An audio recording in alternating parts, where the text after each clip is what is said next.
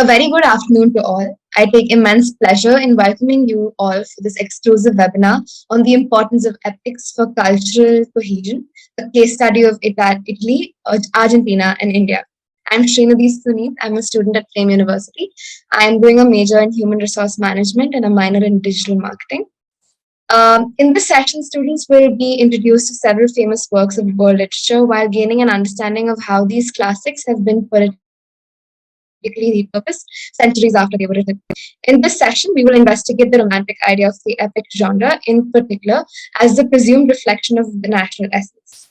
In this regard, Italy is well represented by both Virgil's Aeneid and Dante's Divine Comedy. Not every country, however, has a text that successfully functions as what Nicolas Shumway terms a guiding fiction. That is, a narrative that gives individuals a sense of notion, peoplehood, collective identity, and national purpose. Today's session will be taken by Professor Heather Satong, a faculty of literary and cultural studies at Flame University, who received her PhD and MA in Italian literature from the University of California, Los Angeles. In addition, she has 2 undergraduate degrees, a laurea in foreign languages and literature from the Università Studi di Firenze, and a bachelor's degree in German literature from the University of Notre Dame. At Flame, she teaches Shakespeare, European literature, world literature, and academic writing. I'm sure we will all have a very interesting session. Over to you, ma'am.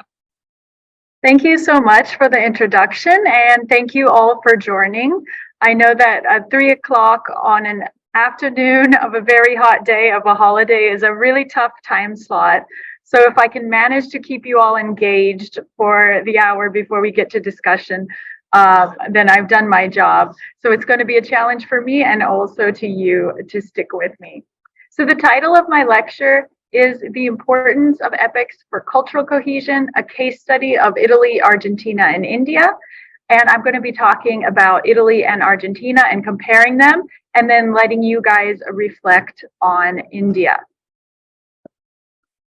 So the objectives of this lecture are, first of all, simply to introduce you to 2 world famous epics, which are the Divine Comedy and Martín Fierro, the Divine Comedy being one of the greatest works of literature ever written.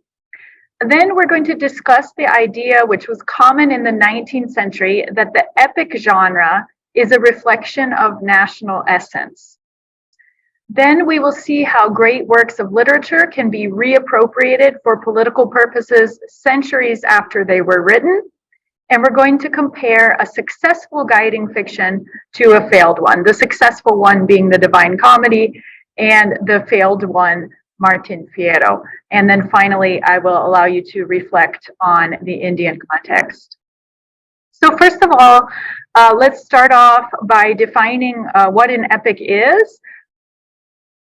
An epic is a long poem, typically one derived from ancient oral tradition, narrating the deeds and adventures of heroic or legendary figures or the past history of a nation. Okay, this definition is from Oxford Languages Dictionary. So it must be a long poem. It's an epic poem. Typically, it was part of oral tradition before it was written down. The protagonists are heroes or legendary figures. And the last part of this definition says that it could narrate the past history of a nation. And that's what I'm particularly interested in, is this link between epic and perceived national identity. So if you're still not clear what an epic is, here are some examples. We have the Epic of Gilgamesh, which is an ancient Mesopotamian epic. It's one of the oldest recorded surviving stories of its kind, dating 2000 BC. Then we have Homer's epics, the Iliad and the Odyssey. The Aeneid is written by Virgil. That is a Roman epic, which is about the Trojan hero Aeneas as he flees Troy and goes to found what will become Rome. Beowulf is a very important Old English epic, and La Chanson de Roland is a medieval French epic. And of course, there are many, many others, but these are just a few. The protagonists, of course, are heroes. They're engaging in battles and heroic feats, and it's somehow linked to the identity of a people. So the Aeneid is the epic of the founding of Rome, but Italy is also well represented by an epic called the Divine Comedy. And this is a medieval text written by Dante Alighieri.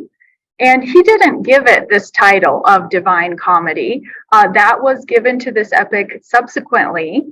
Divine means that the subject matter is divine, and I'll explain that in a second. And comedy indicates the style of the poem, meaning that it ends well.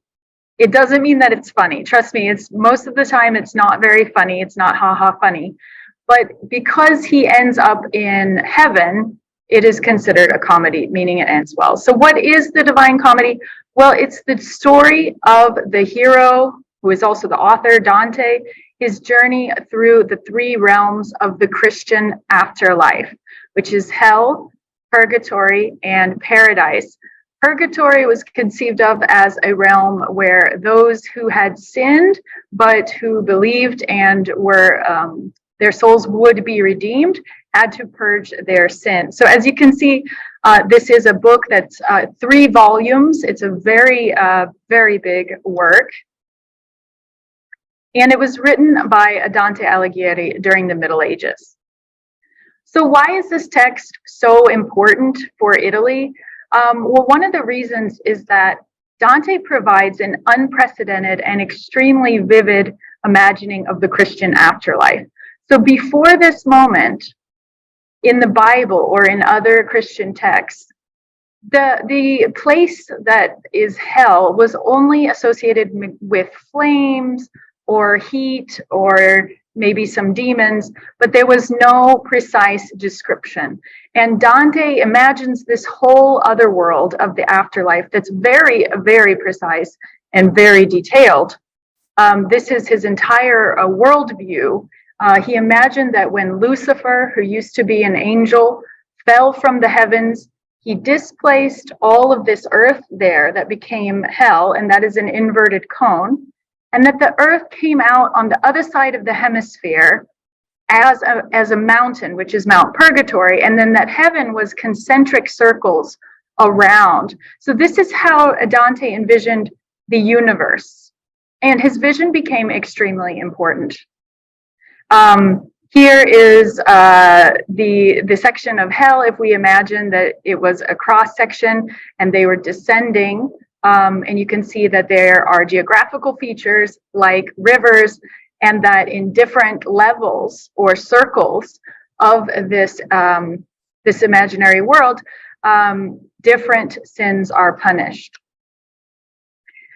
So this is, of course, fiction. However, the text was taken so seriously within Italy that later on, Galileo tried to calculate the dimensions of hell based on Dante's description.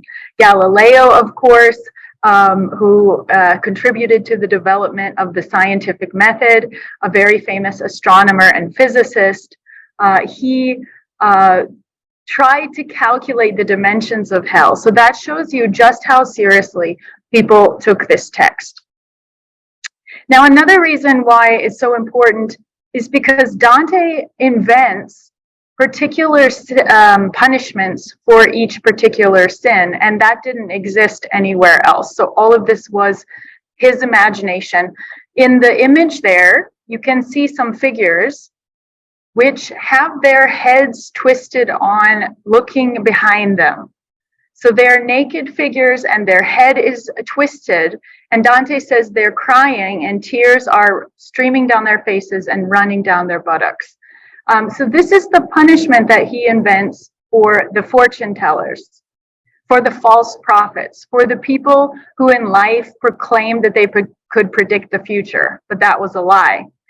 So his punishment is a twisted version of what they did in life. In life, they were always looking forward, and in death, they are forced to look backwards. So this, his invention of these kind of punishments actually has a name. It's called contrapasso, which means to suffer the opposite.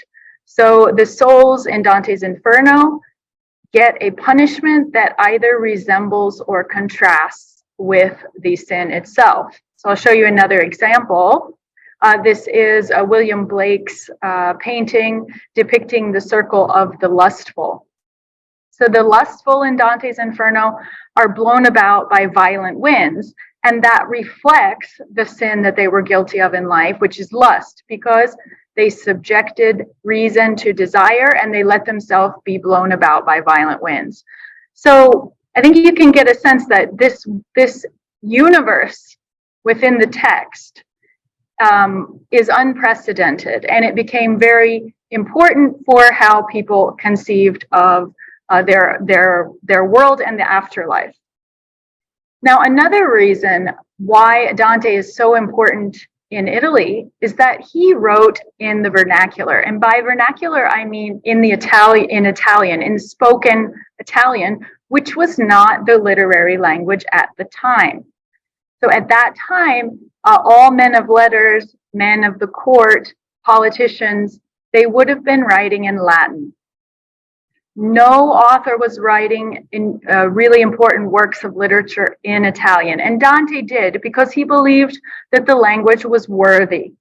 So this is a huge moment for the Italian language, to have this not just a major but enormous and enormously significant work of literature being written in the vernacular, and for this reason he's known as the father of the Italian language.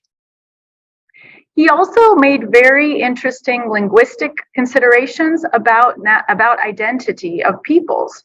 And he wrote a linguistic treatise, which is called De Vulgare Eloquentia, in which he divides the people of Southern Europe according to the way that they say yes. This is really interesting when we think about national borders, because Dante says that borders are always changing, so that people should be divided actually by language groups. And he divides them according to the way they say yes. So Italy and Spain, which say yes by saying sí, are grouped together in this vision. So it's an interesting way to think about identity and language. And then he subdivides the Italian peninsula into 15 dialects.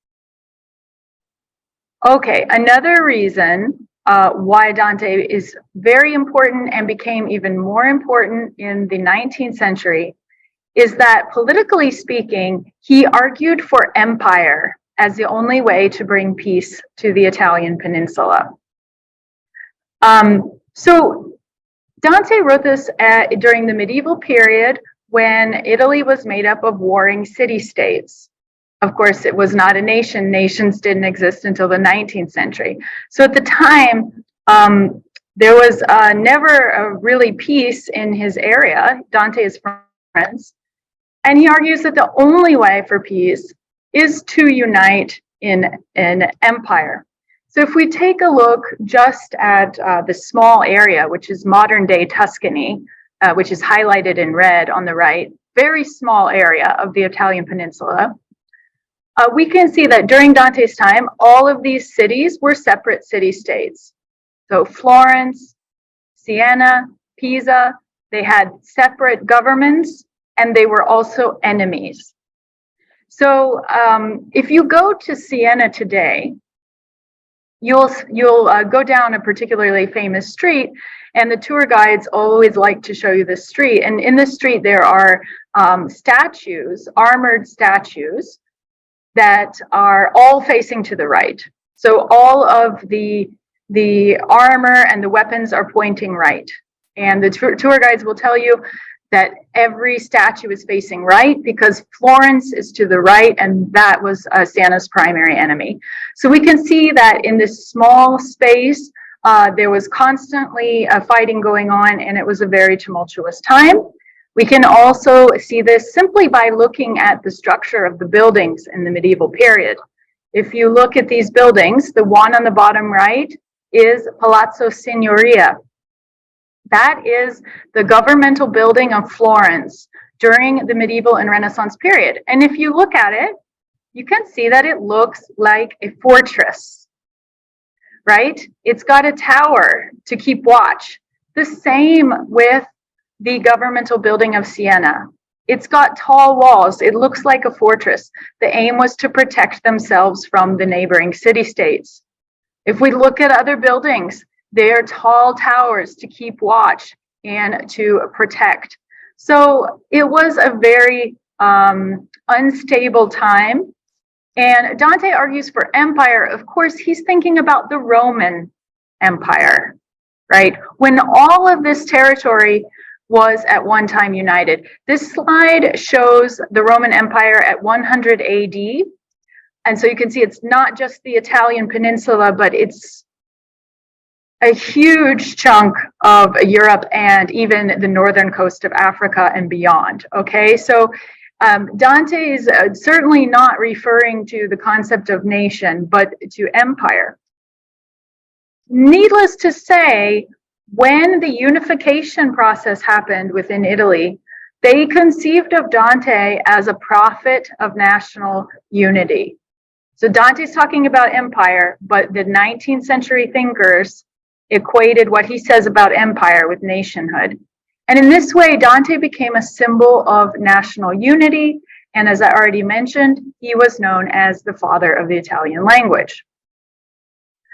The period of Italian unification is called the Risorgimento, which means rising again, and it's the nationalist movement.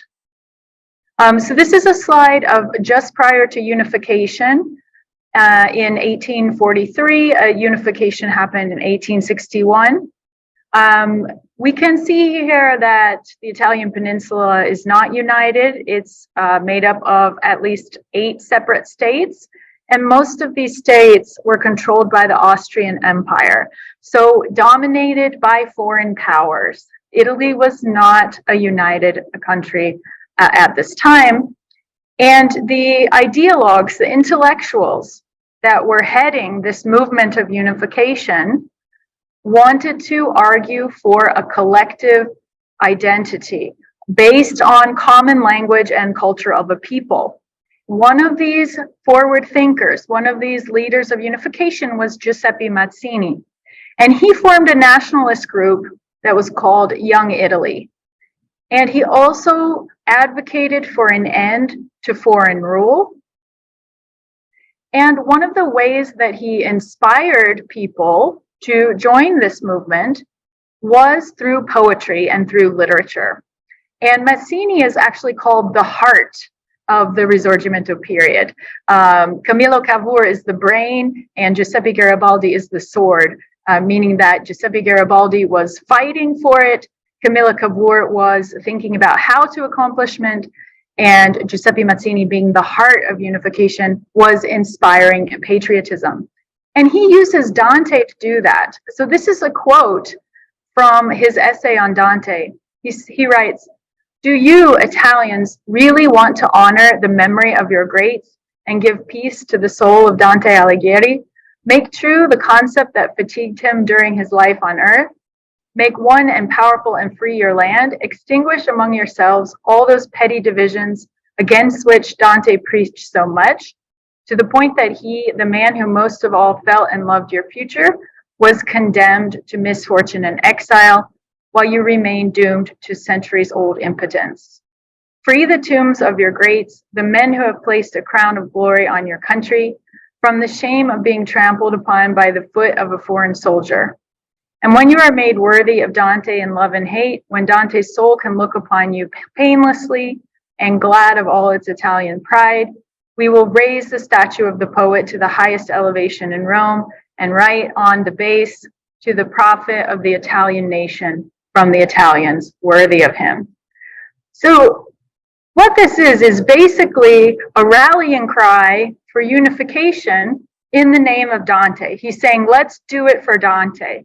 So the power of the poetry that everybody wanted to belong to was extremely important in creating cultural cohesion within Italy. So that's the end of what I'm going to say about Italy. So that was an example of a successful use of an important work of literature to create cultural cohesion. Now let's look at a very, very different example, and this is the country of Argentina. Argentina gained independence from Spain, begun in 1810 and formally declared on July 9th in 1816. And of course, at that time, they wanted to distance themselves culturally from Spain. And they had to create a sense of national identity. However, Argentina was mostly unpopulated at the time. And unlike other countries in South and Central America, like Peru and Mexico, there wasn't really an indigenous culture left. So in Peru and Mexico, you have the Incas and the Aztec tribes. But in Argentina, there were nomadic tribes. And unfortunately, they had been wiped out during the period of colonization. So there wasn't really an indigenous culture not much indigenous culture to speak of. And on top of that, in 1816, when Argentina gained independence, there were only 700,000 inhabitants. Now, to put this in perspective, like to really understand how few people there were in this vast territory, I wanted to make a comparison. So first I looked up how many people live in Puna. Do you guys know? Does anybody want to guess how many people live in Puna? You can write it in the chat. You might not be from Puna, but maybe you know.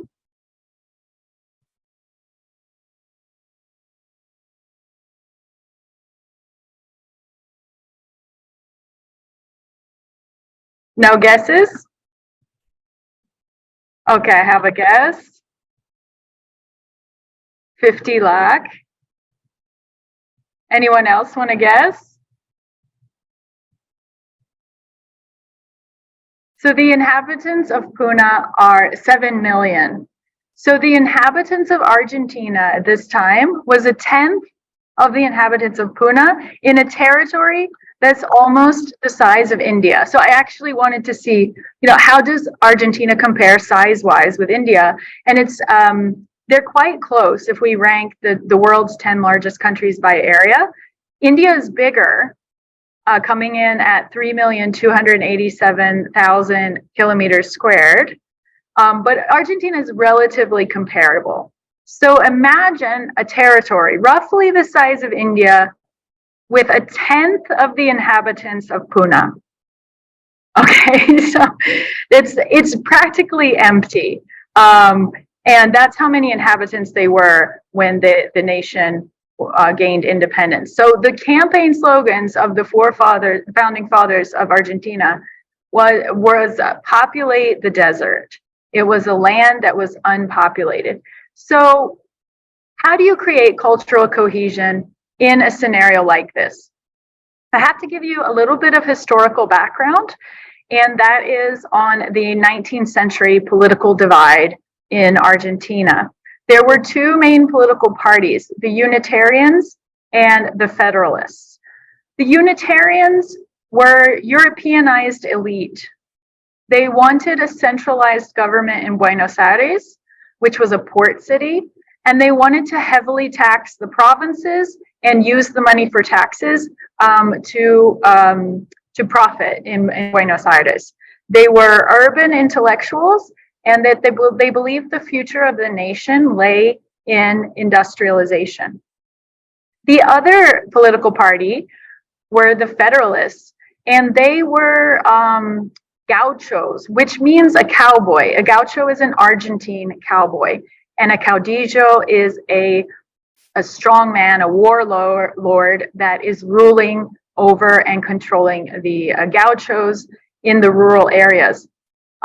This party was also made up of wealthy landowners in the rural areas, and their political views were that they wanted that Buenos Aires did not have all of the control and did not get special advantages.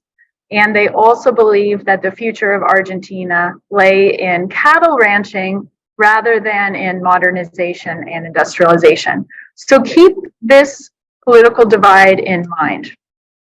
Now we're going to talk about politics and literature at the same time.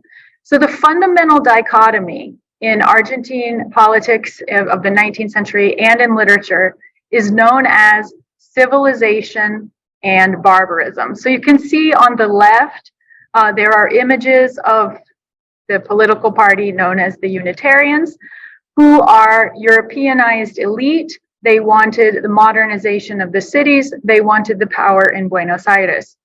On the right-hand side, we can see the gauchos, the cowboys. We can see their weapons. We can see the rugged terrain. So this dichotomy was articulated by a man named Domingo Faustino Sarmiento, and he was president of Argentina from 1868 to 1874. He wrote a very important book, which is nonfiction, but it also has very literary quality, and it's called Facundo. Facundo is the name of a caudillo, and as I said, the caudillos were strong men. They were warlords that had control over much of the rural areas. And of course, Sarmiento was opposed to these figures, and he was actually writing this in exile when he was exiled because of a particular caudillo by the name of Juan Manuel Rosas. So he's very bitter when he's writing this book, and he talks about how the savagery of the caudillos and the gauchos comes from the way that the geography of Argentina is. So he says that the pampas that are uninhabited with this rugged terrain actually make the inhabitants savage. And he calls this book Civilización y Barbarie, which means civilization and barbarism.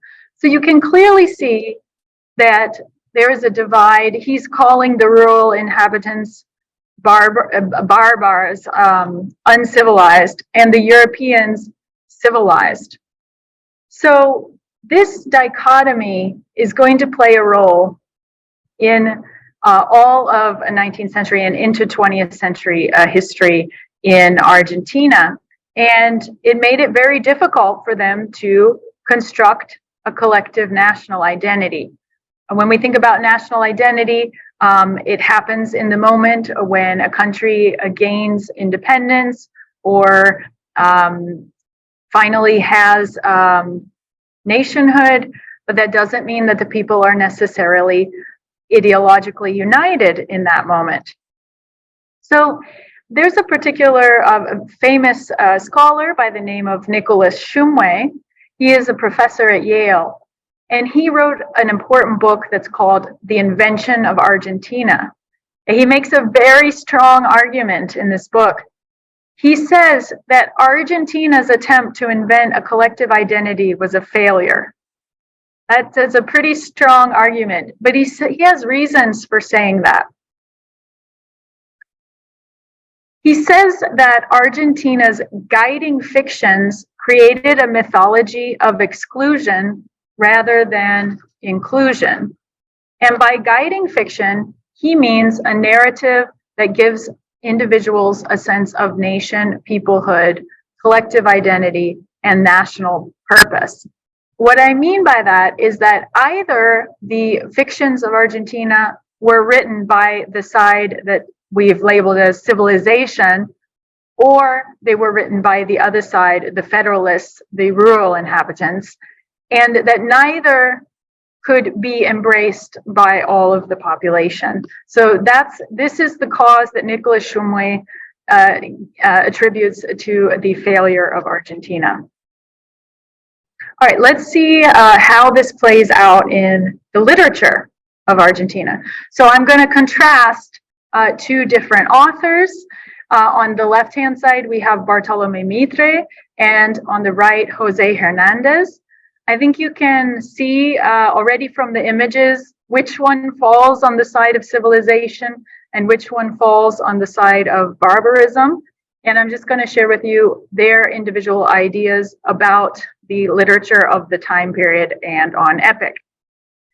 So let's start with Bartolomé Mitre. He was president of Argentina from 1862 to 1868.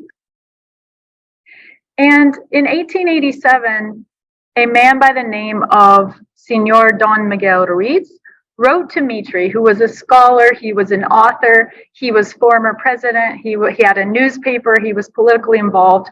And he says to Mitri, what do you think about establishing a course on South American literature at the universities? Because they didn't have a course on South American literature at the time. So you would think that Mitri would get behind this idea, being someone who's promoting the culture of Argentina. But actually, Mitri says, no way, I don't want any part of this. He says, in order to teach a literature course, the first thing one needs is literature. In our case, we are lacking not only complete materials to teach such a course, but also the very material that constitutes the subject itself. So he says, we don't have a literature. He goes on to say that Argentina's history is too brief to produce works which, quote, nourish with their essence the genius of a nation, end quote. Which is interesting because he's assuming that the works of literature are going to nourish the essence of the genius of a nation. So you can see how he's already linking the national literature with the essence of the nation. Then he goes on to say, there are many voids to be filled, both territorial and intellectual. The vast majority of the land is uncultivated and even unoccupied, and the literary colonies lack representatives and personifications to populate her terrain, which is profound, but yet untilled. So not only is he perceiving the landscape as barren, but he's perceiving Argentina as being culturally barren. Okay, and by doing that, he's totally ignoring whatever literature had been produced locally at that time. And as I'll explain in just a second, the Epic of Argentina, which is Martín Fierro, had already been written, and Mitri completely ignores it. And I'll tell you why. What does he propose instead as a solution? Well, interestingly, he translates the Divine Comedy into Spanish. And that's not just something that can be done over a weekend. This is an incredible amount of labor because it's such a big and complex book that he spent over a decade doing this. So my argument is that this was not a hobby, this was not a pastime, this was part of his cultural program. And because he believed that Argentina was not mature enough to produce the genius that was going to write the epic of their nation, that the Divine Comedy could be a stand-in until that happened. Now, why the Divine Comedy? Well, first of all, because he was promoting immigration from Italy. If you just look at the first couple lines of numbers, in the latter half of the 19th century, the majority of the immigrants were coming from Italy. So the highest immigrant group were the Italians with 660,000. The next closest group were Spaniards at only 250,000. So Argentina was being populated with the Italians. So we can think of translating the Divine Comedy from Italian to Argentine Spanish as embracing the immigrants that are coming in. Also, he had a Risorgimento reading of the Divine Comedy. What do I mean by Risorgimento reading? Well, I explained that during the Risorgimento, Dante was associated with national unity and high culture because he argued for empire. And the leaders of the nationalist movement of the Risorgimento identified him with their movement, and Mitri was aware of that because there were Italian exiles in Argentina that he was in contact with. In fact, he was friends with Giuseppe Garibaldi, who is the sword of the Italian unification. He's a famous general who was able to galvanize the troops on the battlefield. And he also wrote a patriotic poem about Italian unification. I'm not going to read it now, just in the interest of time, but he's very, very pro-Italian, as we can see. So, now that said, what is now considered the Epic of Argentina had already been written. The letter that I mentioned, it was written in 1887. And the Epic of Argentina, which is Martín Fierro, was written in 1872. So why doesn't Mitre acknowledge this very famous work? Well, I'll explain it. It's because the work did not align with his political views. So I'm just going to read you a brief summary of Martín Fierro.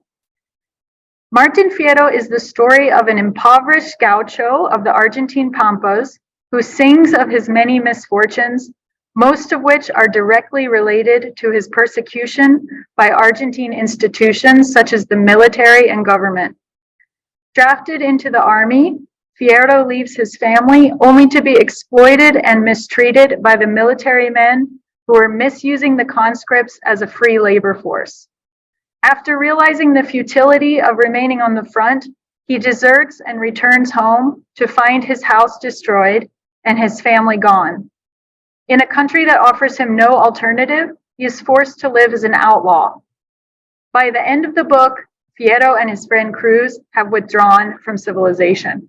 So the book is about a gaucho, an Argentine cowboy, which is an outlaw, who is exploited by the government, who loses his house and his family and has no possibility of social integration.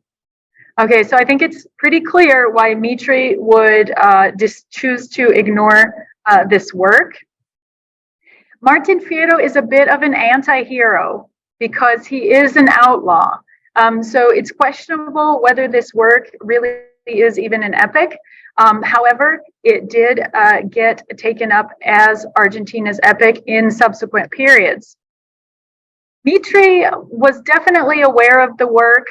This work was more than popular. It was reprinted 9 times within 2 years of its publication, and it was read in the countryside everywhere.